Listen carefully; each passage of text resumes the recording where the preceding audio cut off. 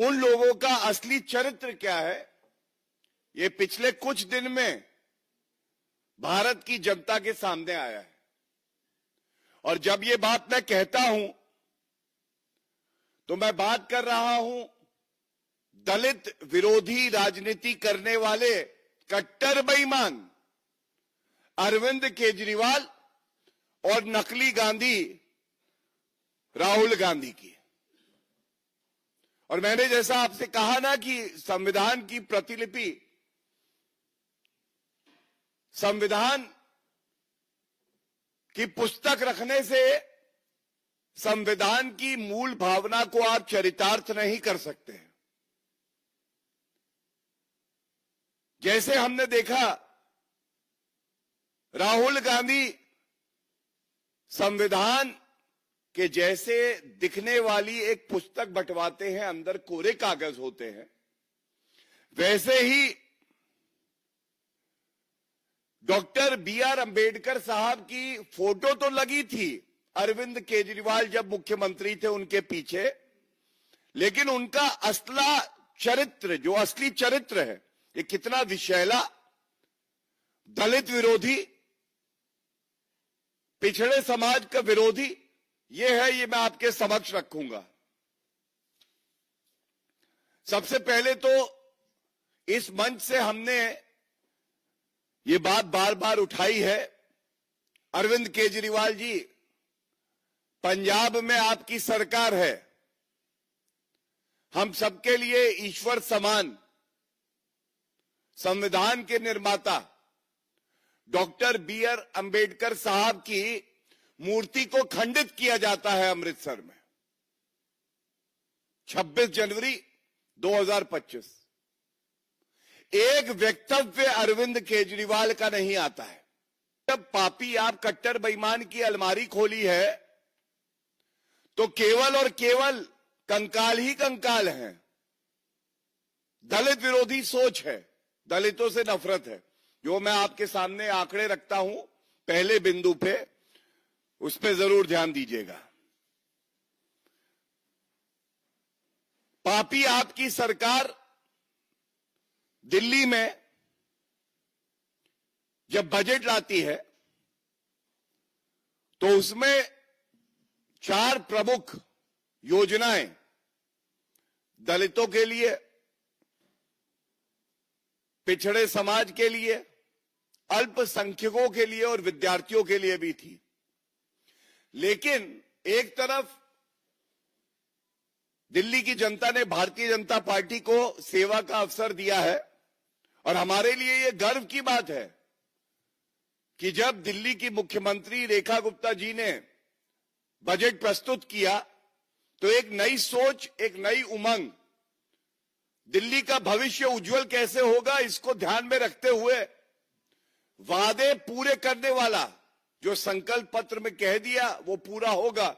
इसका एक बड़ा उदाहरण यह है, हर महिला को 2500 रुपए और महिला को 2500 रुपए मिलेगा प्रति माह। इसके लिए 5100 करोड़ रुपए का बजट में प्रावधान है।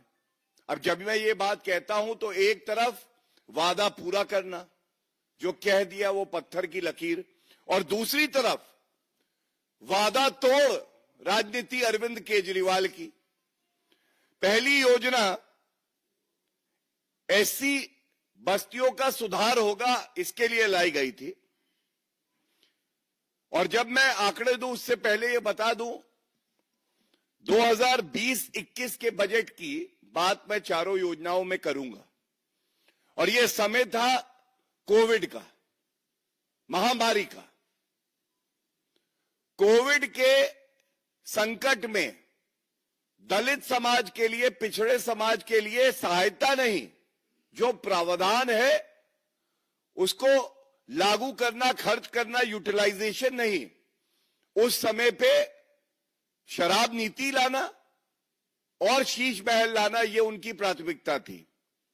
और पहली जो योजना थी दलित बस्तियों का सुधार, आपको जान के आश्चर्य होगा, पैरों के नीचे से जमीन खिसक जाएगी। हृदय में दर्द होगा कि ऐसा कोई मुख्यमंत्री हो सकता है क्या जो एलोकेशन करे 65 करोड़ का वित्त वर्ष 2020-21, नोट कर लीजिए, 65 करोड़ का एलोकेशन दलित बस्तियों के सुधार के लिए। कितना यूटिलाइजेशन हुआ? कितना यूटिलाइजेशन हुआ? 65 करोड़ के एलोकेशन में 50 लाख रुपए का यूटिलाइजेशन केवल, लेस देन 1%, 1% भी एलोकेशन के हिसाब से यूटिलाइजेशन नहीं किया। दूसरा, जय भीम सीएम प्रतिभा विकास योजना, इस योजना के तहत जो पिछड़े समाज से बच्चे आते हैं उनके लिए कोचिंग सेंटर्स उपलब्ध कराना, फीस, उनको भत्ता देना, ये इसका मुख्य उद्देश्य था। 2022-23 एलोकेशन 70 करोड़। कितना यूटिलाइज हुआ? अभी हम थे 1% से कम पे। 70 करोड़ में यूटिलाइज किया 0, 0। आप सोच सकते हैं, अरविंद केजरीवाल उर्फ बर्बादी, भ्रष्टाचार, कट्टर बेईमानी, आप 70 करोड़ का एलोकेशन करते हैं, विज्ञापन देते हैं वाहवाही लूटने के लिए, और उसके बाद यूटिलाइजेशन इज 0। 2023-24 में हैरत होगी आपको जान के, ये 70 करोड़ का बजट ही कम कर दिया जाता है, एलोकेशन का 20 करोड़ कर दिया जाता है। अब सवाल आएगा कि कितना यूटिलाइज किया? 20 करोड़, 70 करोड़ से 20 करोड़ कर दिया, यूटिलाइज किया 1 लाख रुपए, बजट 50 करोड़ रुपए घटा दिया, और जो 20 करोड़ किया दलित बच्चों के लिए, पिछड़े समाज के बच्चों के लिए, उसमें भी केवल और केवल 1 लाख रुपए। और हमें कोई अचंभा नहीं होगा अगर 1 लाख रुपए भी ये किसी विज्ञापन के लिए दिए हों। यह है जहरीली, दलित विरोधी अरविंद केजरीवाल और पापी आपकी सोच। और मैं चुनौती देता हूं, अरविंद केजरीवाल जी निकल के आए और बताएं कि ये जो आंकड़े पेश कर रहे हैं ये सही है। अगर सही है, जो मैं कहता हूं सही है पूरी जिम्मेदारी से, तो फिर ऐसा हुआ क्यों? तीसरा, इसी योजना में 4 साल में 180 करोड़ रुपए का एलोकेशन था, लेकिन यूटिलाइजेशन था 4 करोड़ 40 लाख, मतलब केवल 2.5%। ये 4 साल का आंकड़ा है। कितने दलित विरोधी हैं ये लोग? एक तरफ नरेंद्र मोदी जी की सरकार दलितों का हित, ओबीसी समाज का हित, जनजातीय समाज का हित, महिलाओं के लिए आरक्षण, और दूसरी तरफ इस तरह की सोच। तीसरी पॉलिसी जो इनकी थी, जय भीम सीएम प्रतिभा विकास योजना, ये थी अल्पसंख्यकों के लिए, ओबीसी के लिए, और जो गरीब हैं, इकोनॉमिकली वीकर सेक्शन से। अब पूछा जाएगा कि अगर आपने 4 साल में 250 करोड़ रुपए एलोकेट किया, कितना यूटिलाइज किया? आप फिर जान के अचंभित रहेंगे। Utilization is of 4.2 crore only, मतलब 1.7% of the total allocated budget for the minorities, the OBCs and people from the economically weaker section. और एक चिंताजनक तथ्य यह है कि 3 फाइनेंशियल ईयर्स में स्पेंडिंग वो 0, 0, 2020-21, 2022-23 और 2023-24। Spending is 0 under this scheme. Allocation is 250 crore, 250 crore allocation, 4 में 3 साल में 0। अब चौथी, सीएम विद्यार्थी प्रतिभा योजना, 4 साल में एलोकेट किया इन्होंने 461 करोड़।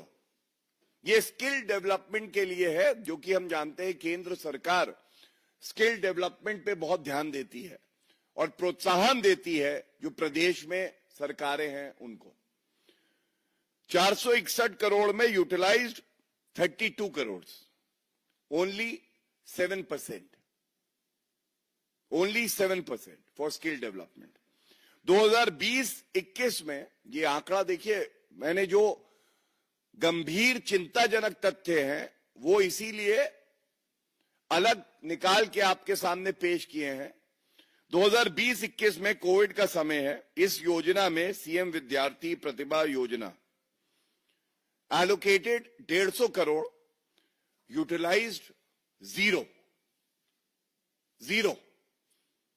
तो ऐसी हर योजना में जिसको मैंने इंगित किया है, एलोकेशन विज्ञापन के लिए, वाहवाही लूटने के लिए कई 100 करोड़, लेकिन जमीन पे कितना आया?